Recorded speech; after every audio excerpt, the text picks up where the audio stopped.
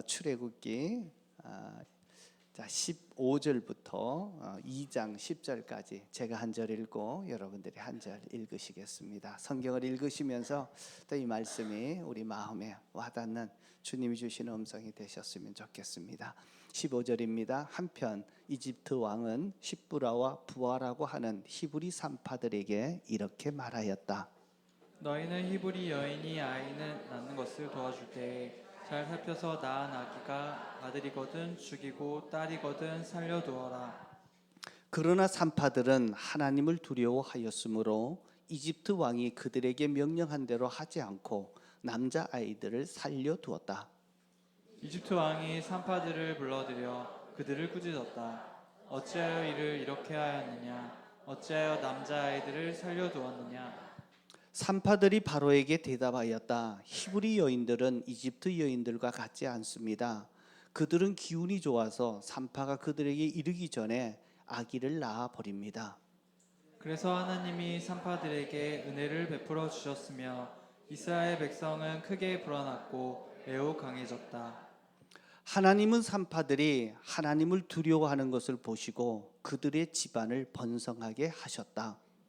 마침내 바로는 모든 백성에게 명령을 내렸다. 갓 태어난 히브리 남자아이는 모두 강물에 던지고 여자아이들만 살려두어라.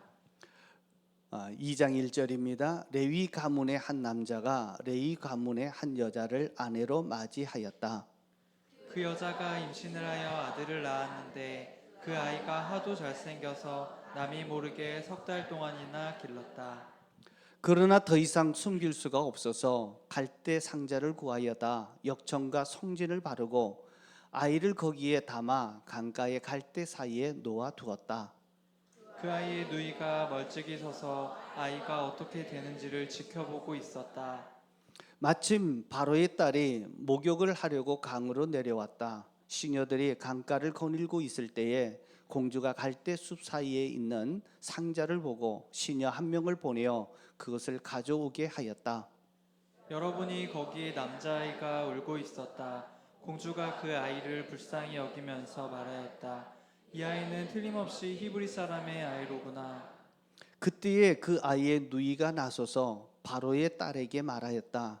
제가 가서 히브리 여인 가운데서 아기에게 젖을 먹일 유모를 데려다가 드릴까요? 바로의 딸이 대답하였다. 그래, 어서 데려오너라. 그 소녀가 가서 그 아이의 어머니를 불러왔다. 바로의 딸이 그에게 말하였다. 이 아이를 데리고 가서 나를 대신하여 젖을 먹여다오. 그렇게 하면 내가 너에게 삭슬 주겠다. 그래서 그 여인은 그 아이를 데리고 가서 젖을 먹였다. 그 아이가 다 자란 다음에 그 여인이 그 아이를 바로의 딸에게 데려다 주니 공주는 이 아이를 양자로 삼았다. 공주는 내가 그를 물에서 건졌다 하면서 그의 이름을 모세라고 지었다. 자, 오늘 우리가 읽었던 출애굽기 1장 앞장은요, 이스라엘 백성들에게 하나님이 약속하셨던 것이 400년 만에 이루어지는 놀라운 약속이 성취되는 축복의 모습으로 시작을 합니다. 1장 7절에 보면 이스라엘 자손은 자녀를 많이 낳고 번성하여 그 수가 불어나고 세력도 같이 커졌으며 마침내 그 땅에 가득 퍼졌다라고 하는 것은 하나님이 약속하신 그대로 이루어졌음을 축복해 주는 장면입니다. 자, 이 축복의 장면으로 시작되었던 이 이야기는 곧 이어서 숨막히는 공포로 이어집니다. 1장 8절에 보면 요셉을 알지 못하는 새 왕이 일어나서 이집트를 다스렸다. 요셉을 알지 못하는 왕이 오게 되면서 그 분위기는 완전히 정반대로 바뀌게 되어집니다. 이 새 왕은 이스라엘의 번성을 위협으로 느낍니다. 그리고 이 위협을 뿌리 뽑기 위해서 한마디 명령을 내립니다. 그 명령은 이스라엘 백성들에게 마치 차가운 쇠사슬에 목이 조여오는 것 같은 엄청난 공포와 두려움에 떨게 했습니다. 그것은 다름 아닌 아기를 낳게 되면 남자 아이들은 다 죽여라 라고 하는 명령이었습니다. 그리고 그 아기를 강물에다가 던져라라고 얘기했습니다. 여기에 나타나는 바로 왕은 그 당대 최고의 권력을 가지고 그 통제권을 행사했던 최고의 권력세였습니다. 그 앞에 놓여진 이스라엘 백성들의 모습은 그 명령 앞에 속수 없이 그대로 당해야만 하는 참 힘없는 한 백성의 모습으로 지금 비춰져 있고 있습니다. 태어난 남자 아이들을 강물에 던져야 하고 죽여야 하는 그 절망적인 상황 속에서 정말 두려움과 염려와 근심 속에 빠져 있게 됩니다. 자, 바로 왕이 이런 명령을 내렸던 것은 자기의 왕권을 지키기 위해서, 자신의 어떤 성공을 위해서, 자신의 안정을 위해서 죄 없는 어린 생명들을 마구잡이로 죽이라고 하는 명령을 내린 것입니다. 이것이 바로 죄의 본질이고, 어떻게 보면 정의대로 하지 않은 불의가 판을 치는 그 권력 앞에 힘없이 서 있는 이 아기의 생명들, 이스라엘 백성들은 어떻게 되었는지를 오늘 우리 출애굽기는 계속 이어지고 있습니다. 정말 감당할 수 없는 최고의 권력 앞에 그 백성들을 구원하시는 하나님의 보이지 않는 구원의 역사가 새롭게 시작되어지는데, 오늘의 이야기는 정말 약하디 약한 4명의 여인을 통해서 이 구원의 역사의 주인공으로 정말 드라마틱한 드라마를 쓰고 있는 것이 출애굽기 2번째 이야기입니다. 자, 첫 번째는요, 절망적인 어떤 절대적인 권력 앞에서 용기를 내어서 그 왕의 명령을 거부하고 아기를 살려내는 2명의 여인을 소개합니다. 그 이름은 산파였는데요. 아기를 낳게 하는데 돕는 산파인데 성경에 보면 그 이름이 소개됩니다. 십부라와 부하다라고 얘기되어 있습니다. 자, 이스라엘의 백성들은 여인들의 어떤 인권들이 그렇게 인정받지 못했습니다. 숫자를 셀 때도 빼어져 있고, 그리고 이름조차도 잘 밝히지 않습니다. 그래서 특별히 성경을 읽다가 여인들의 이름이 등장하게 되면 그 이름은 하나님의 나라에 아주 귀하게 쓰임받는 정말 위대한 믿음의 사람이라는 것을 아시면 됩니다. 자, 산파는 그 당시에 누구나 천한 사람 보통 일입니다. 그리고 누구도 알아주지 않는 제일 말단의 직업을 갖고 있는 자들이었습니다. 히브리 산파들, 아기를 돕는 그 일을 할 때 바로가 그 2 여인에게, 산파에게 명령을 내립니다.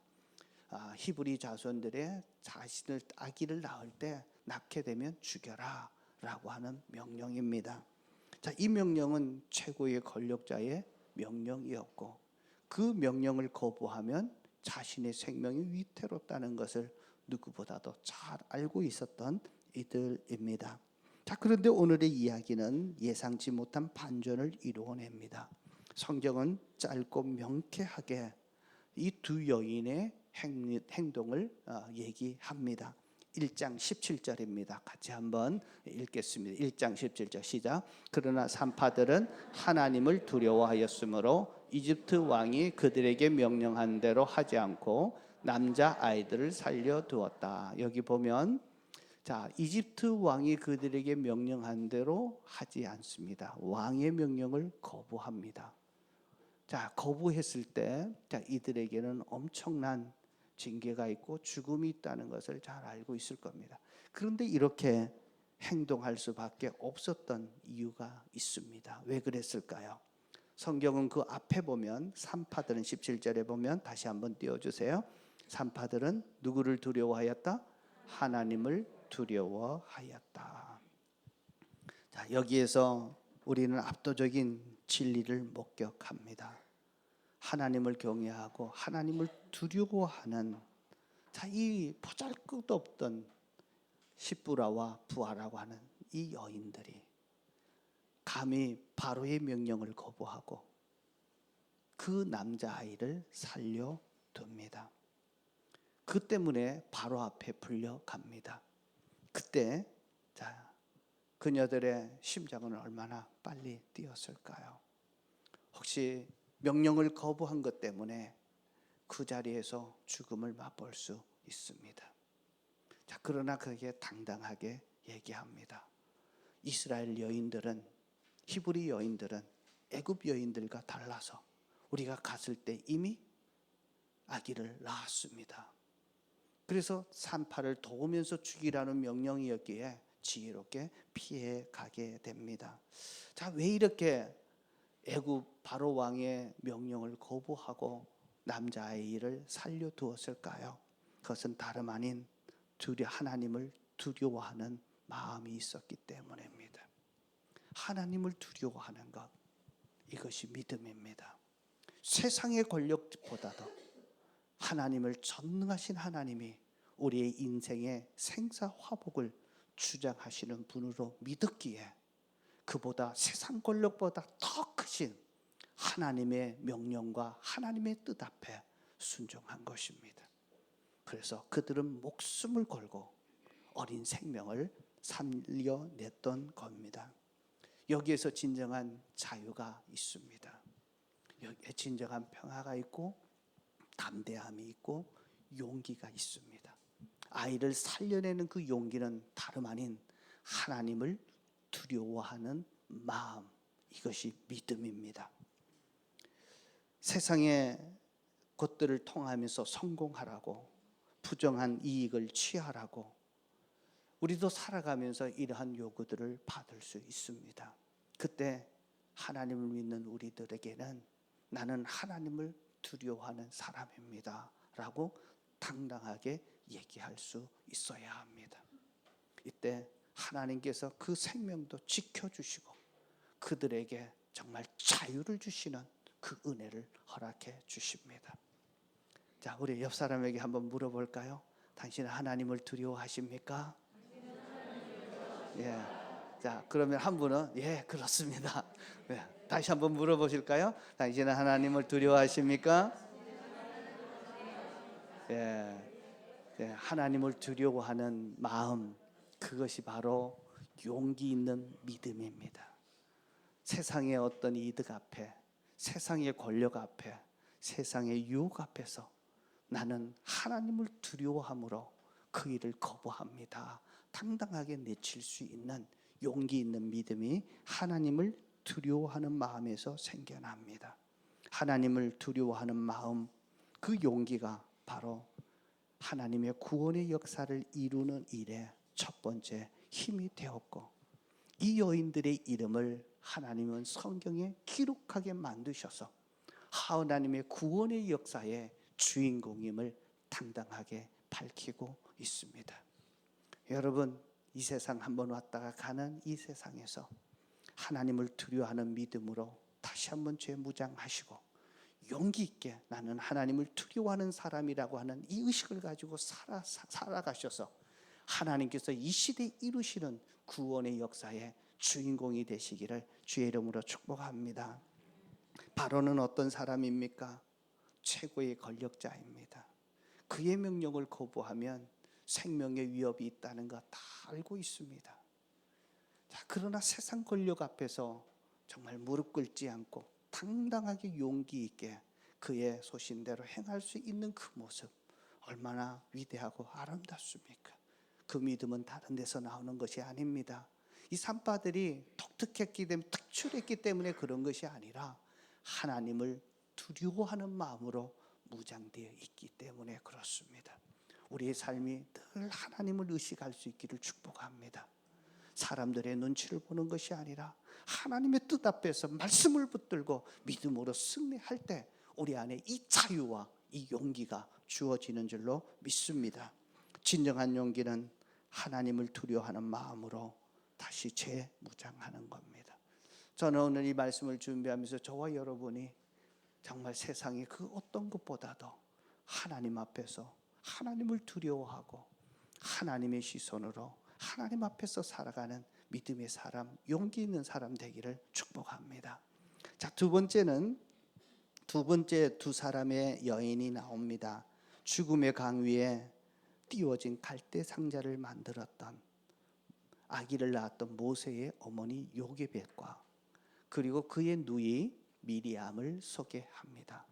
오늘 본문에는 이름이 등장하지 않지만 성경에 보면 모세의 어머니가 요게벳이고 그리고 그 누이가 미리암이라는 것이 소개되고 있습니다.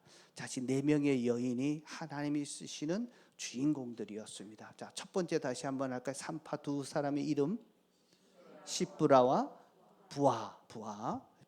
자, 이름이 좀 이상하지만 받으시면 됩니다. 예, 부아 그리고 오늘 요게벳과 미리암을 쓰시는데요. 자, 이들이 이제 나중에 죽이지 않으니까 모든 사람들에게 명령을 합니다. 남자아이들은 나일강에 버려라 라고 얘기합니다. 버리라는 말은 죽이라는 말이죠.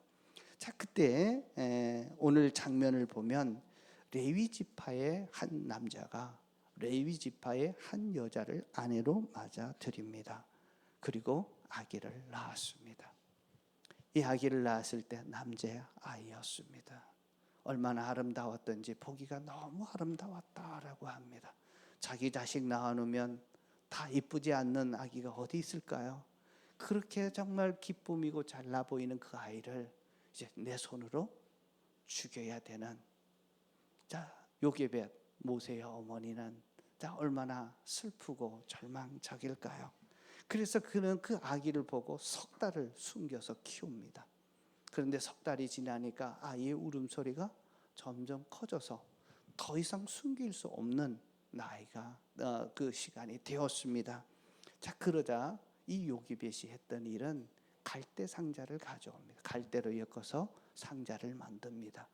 그리고 갈대 상자를 물에다 집어넣으면 그냥 물이 새 들어와서 물에 잠수가 돼서 죽을 수밖에 없죠. 그래서 거기서 역청을 바르고 그곳에 송진을 발라서 물이 새지 않도록 단돌이 합니다. 그리고 그 아이를 그곳에 놓고 자, 요단 그 라일강에 띄웁니다. 자, 라일강은요 어떤 강이냐면 애굽 사람들에게는 생명의 젖줄이라고 불리는 강입니다. 그런데 생명이 젖줄이라고 불리는 그 강에 자, 이스라엘 백성들은 죽음의 강으로 바뀌고 있는 것입니다. 누구에게는 생명을 주는 강인데 누구에게는 죽음을 맞이하는 절망적인 상황으로 치닫게 되는 것입니다. 그래서 요게벳이 마지막으로 할 수 있었던 것, 그 갈대 상자를 만들고 역청을 칠하고 송진을 칠해서 거기에 이제 아기를 담고 이제 갈대 숲 사이에서 그 아이를 띄워 놓습니다. 자, 그랬을 때 요게벳의 어머니의 마음은 얼마나 아팠을까? 아까 우리 찬양대가 불렀던 요게벳의 노래는 모세를 물가에 띄우고 있는 그 어머니의 그 심정을 소개한 글입니다. 작은 갈대 상자, 물이 새지 않도록 역청과 나무진을 칠하였네. 어떤 밤이었을까?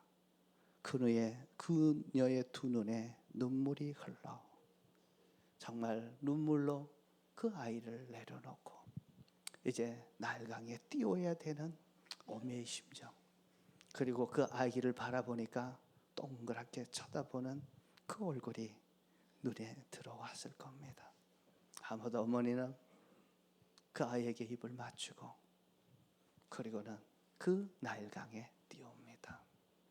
자, 여기에서 보면 요게벳은 최선을 다해서 아기를 살려내려고 보잘것없는 갈대 상자 하나 만들어서 아기를 세우고 나일강에 띄웁니다. 자, 요게벳이 할 수 있었던 것은 여기까지입니다. 그 갈대 상자가 모세의 생명을 구원해 줄 수 있을까요? 우는 아기를 상자에 눕혀놓고 생명의 강이 아니라 이제 죽음의 강으로 그냥 내려버리는 이 요게벳의 마음, 정말 눈물겨운 노력입니다. 최선을 다했습니다. 그러나 이 아기는 강에 놓여졌습니다. 이제는 그가 할 수 있는 최선의 길은 거기밖에 없었습니다. 그러나 이것은 포기가 아니었습니다. 인간적으로 최선을 다한 후에 이제 그 모세를 강물에 띄워놓으지만 이것은 하나님께 맡기는 믿음의 행위입니다. 내 삶의 문제 때문에 스스로의 삶을 포기하고 스스로의 삶에 좌절하고 앉아 있다면 그것은 믿음의 모습이 아닙니다. 문제 앞에서 내가 할 수 있는 최선의 일을 다하고 그 다음에는 그 문제와 그 생명을 누구에게 맡기는 겁니까? 하나님 앞에 맡기는 행위. 이것이 바로 믿음입니다. 여러분, 오늘 요게벳을 통해서 세상의 여인들 중에 자기가 낳았던 아름다운 아들을 강물에 흘려 보내야 되는 그 슬픔보다 더 큰 슬픔이 어디 있을까요? 찢어지는 그 마음을 어쩔 수 없는 통곡하면서 이제는 자신이 해결할 수 없는 그 문제를 하나님 앞에 맡기는 것, 이것이 믿음입니다. 여기에 또 한 번의 극적인 반전이 일어납니다. 최선을 다하고 하나님께 맡기는 이 여인에게 하나님이 섭리 개입하시고 섭리하십니다. 그 상자가 어디로 흘러갔을까요? 그 상자를 보았던 사람은 누구였을까요? 오늘 성경에 보면 희한하게도 그 상자를 보았던 사람은 바로 왕의 딸 공주였습니다. 나일강에 목욕하러 왔다가 그 갈대 상자를 발견합니다. 시녀를 보고 상자를 가져오라고 해서 열어보니까 거기서 모세가 울고 있습니다. 자, 그래서 울고 있는 그 아이를 보고 하나님께서는 보시고 성경은 공주의 마음을 포착해서 이렇게 얘기합니다. 2장 6절입니다. 우리 같이 보겠습니다. 6절 시작. 열어보니 거기에 남자아이가 울고 있었다. 공주가 그 아이를 불쌍히 여기면서 말하였다. 이 아이는 틀림없이 여기 보면 아기는 히브리 사람의 아이구나 했고요. 그 앞에 뭐가 있냐면 공주가 그 아이를 뭐 하면서 불쌍히 여기는 이 마음이 있었습니다. 자, 그때 그 아이를 딱 발견했을 때 이번에는 모세의 누이가 갑자기 달려갑니다. 그리고 공주에게 달려가서 이렇게 얘기합니다. 아이에게 젖을 먹일 히브리 여인의 유모가 있습니다. 제가 구해드릴까요? 그러니까 데려오라고 합니다. 아이를 불쌍히 여기면서 자기가 살려보려고 노력하는 그 마음이 있었고, 그때 그 미리암이 가서 그에게 유모를 구해주는데 엄마를 데리고 갑니다. 그때 공주가 뭐라고 얘기하냐면 아기가 클 때까지 잘 젖을 먹여서 크면은 데려오라고 합니다. 자, 그리고 왕궁에 데려갔을 때, 자, 그 이름을 모세라고 지었습니다. 그래서 모세의 이름은 물에서 건짐을 받았다라고 하는 뜻입니다. 자, 여러분, 여기에 복음의 핵심이 있습니다. 다시 말해서 우리 인간이 할 수 있는 것은 최선을 다해도 어차피 그 생명을 살릴 수 없는 요게벳과 그리고 미리암 같은 그러한 모습입니다. 그러나 최선을 다하고 그 부분을 하나님을 의지했을 때 하나님께서 누구를 붙여주시나 하면 바로의 공주에게 발견되게 한 것입니다. 최고의 권력자가 내렸던 그 살인 명령 앞에 바로의 공주가 살려내는 겁니다. 바로의 공주의 다름이 무엇이 그를 구원했나 하면 불쌍히 여기는 마음입니다. 불쌍히 여기는 한 마음이 모세를, 이스라엘의 구원자를 건져낼 수 있고 살려낼 수 있었습니다. 불쌍히 여기는 마음은 하나님의 마음입니다. 한 영혼을 살릴 수 있는 것은 불쌍히 여기는 이 마음을 간직한 자를 통해서 최선의 노력을 하고 내가 할 수 있는 최고를 하고 난 다음에 나머지는 하나님께 맡기는 것입니다. 여러분, 여러분의 문제가 내 힘으로 되지 않을 때 좌절하지 마십시오. 낙심하지 마십시오. 그리고 포기하지 마십시오. 중요한 것은 그것을 하나님께 맡기는 것입니다.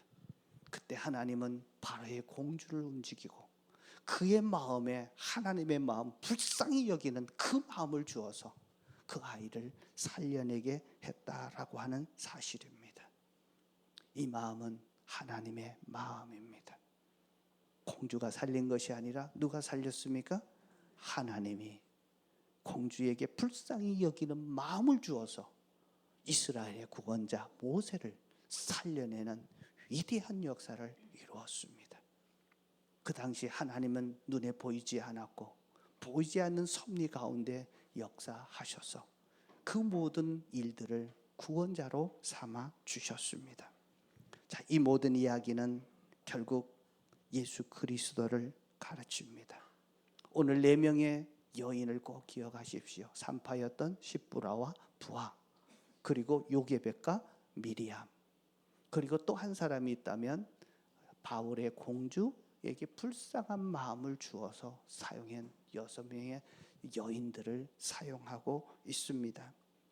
이 이야기는 우리를 구원하시는 바로 예수 그리스도의 이야기입니다. 우리 모두는 나일강에 떠내려가는 갈대 상자와 같습니다. 죄와 절망의 강에서 우리의 노력만으로는 살아남을 수 없는 현실 속에 살고 있습니다. 인간이 아무리 훌륭해도, 인간이 아무리 큰 능력을 가져도, 큰 권세를 가지고 저 선한 일을 많이 한다 해도 우리는 한 사람을 살려낼 수 있는 능력이 없음을 인정하는 것입니다.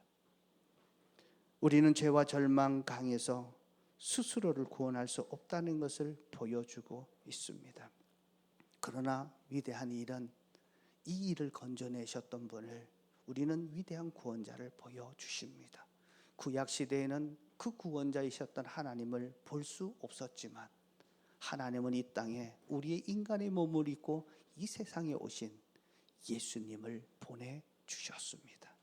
사람들은 그 예수님을 통해서 우리를 위해서 구원하시는 그 예수님이 우리를 얼마나 불쌍히 여기시는지, 우리를 구원하기 위해서 이 세상에 오셔서 모든 고난과 멸시를 다 받으시고 사람들에게 배척을 당하면서, 그리고 우리가 받아야 될 죄의 형벌을 대신 지시고 십자가에 지시고 죽으시기까지 우리를 사랑하시면서 우리를 하나님의 자녀로 바꾸놓고 있다는 사실을 우리는 기억해야 합니다.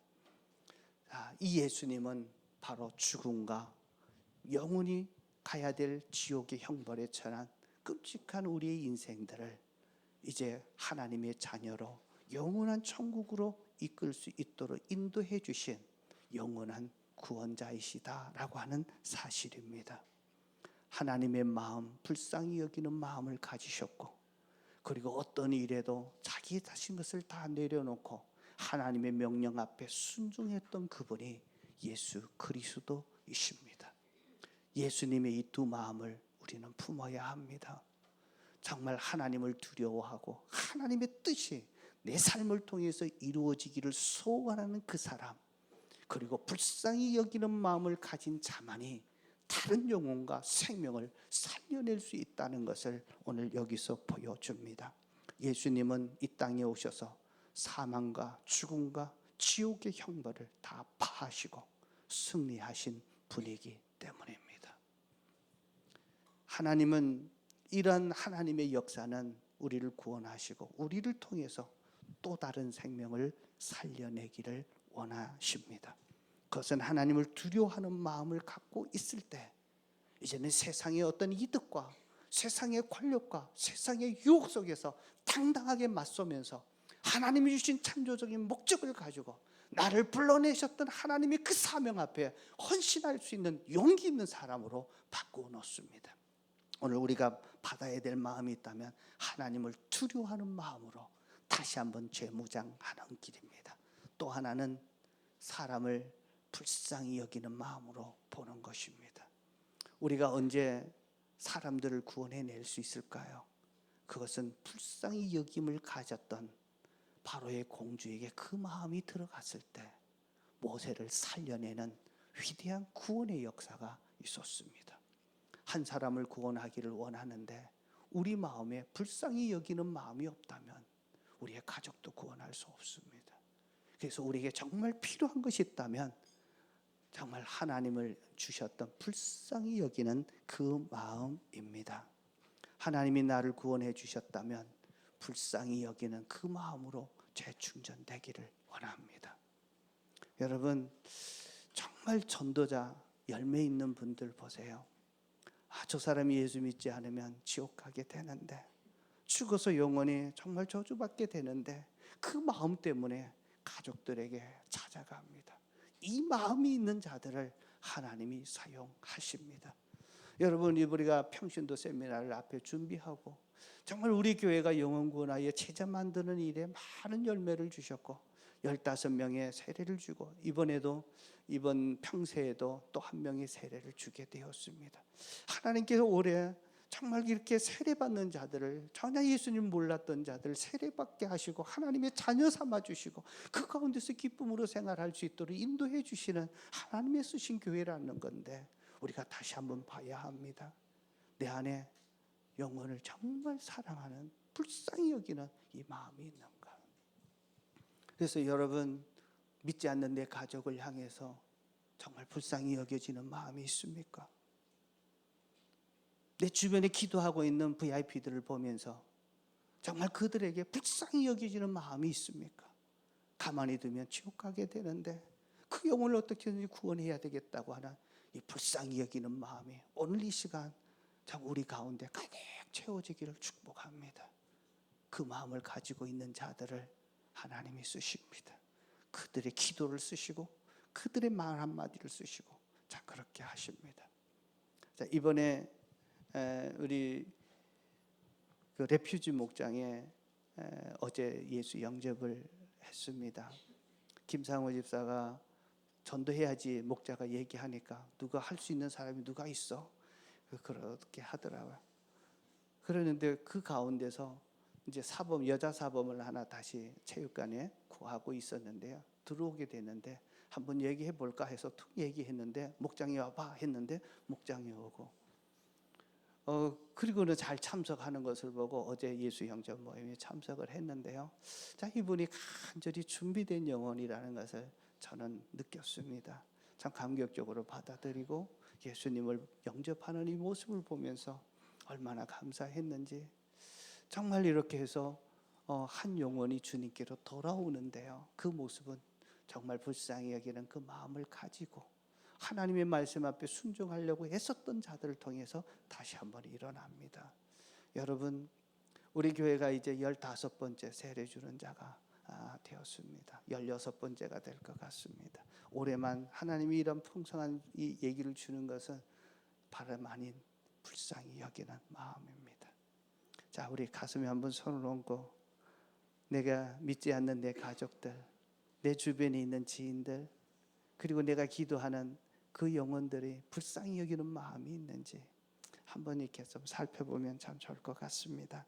하나님은 불쌍히 여기면 나를 통해 또 한 명의 영혼을 구원하십니다. 이제 예수님께서 나를 구원하신 목적이 있다면 아직까지 믿지 않는 가족들, 믿지 않는 자들을 다시 한번 구원하라고 하는 그 사명을 우리에게 주신 것입니다. 이런 사명이 우리에게 있어지기 원한다면 우리 안에 불쌍히 여기는 이 마음이 우리에게 먼저 필요합니다. 자, 그러면 어떻게 이 불쌍히 여기는 마음이 우리한테 주어질까요? 그것은 다름 아닌 하나님 앞에 나를 세우는 일입니다.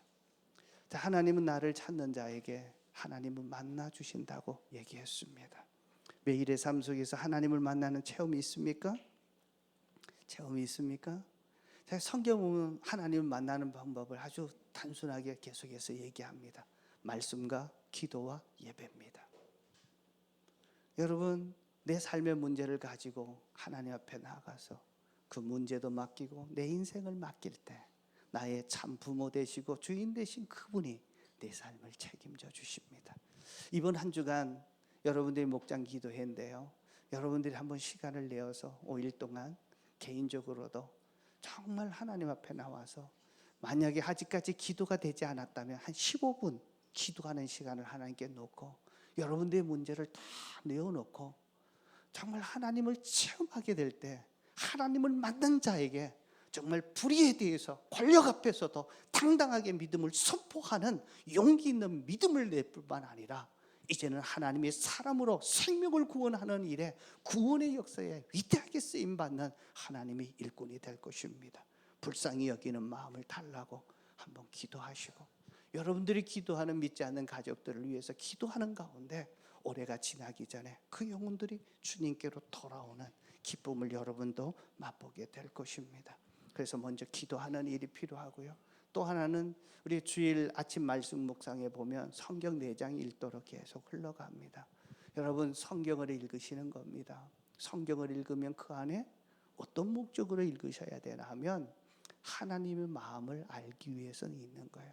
그냥 한번 읽었다, 오늘 읽었던 분량 채웠다 그러지 마시고 그 안에서 하나님이 어떤 분이신지 하나님의 마음을 알기 위해서 마음을 가지고 읽게 되면 하나님의 마음이 느껴지고 하나님이 내게 주시는 음성이 들려지게 될 겁니다.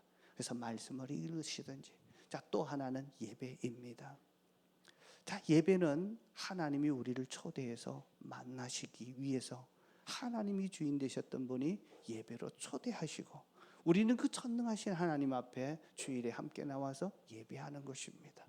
작년에 저희 그런 캠페인을 20분 전에 나와서 미리 기도하면서 정말 준비된 예배를 드립시다라고 했어요.